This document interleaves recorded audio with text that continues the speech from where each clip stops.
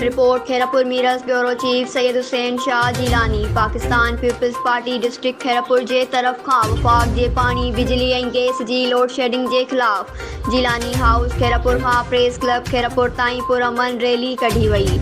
रैलीअ जी अॻवानी Pakistan peoples party district Khairpur जे information secretary Ali शेर मक़ूल, PPMPA Ghazala सियाल ऐं youth organisation Sukkur division जे सदर उर्स मोहम्मद अबड़ो साहब ऐं सिपाह खैरापुर जे सदर ख़ालिद हुसैन गाहो साहब कई।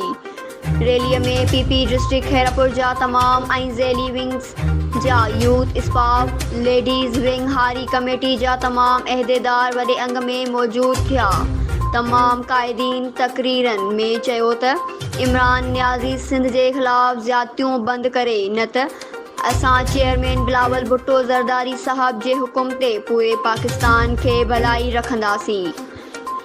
अॼु जे एहतिजाजी रैलीअ में पीपल्स यूथ ऑर्गेनाइज़ेशन ज़िला खैरापुर जो सदर अतहर हुसैन सोलंकी, तालका खैरापुर जो इंफॉर्मेशन सेक्रेटरी ज़ाहिद हुसैन कंभेर, जनरल सेक्रेटरी सैयद गुलफाम शाह ऐं information secretary peoples youth organisation ज़िला खैरापुर बिलाल हुसैन चांग, सदर फैज़गंज मीर हसन शर, मीरवाज सदर ओशाक जोगी ऐं तमाम अहदेदारनि ऐं वर्कर वॾे अंग में भी मौजूद हुआ। News Sindh express news खैरापुर मीरस।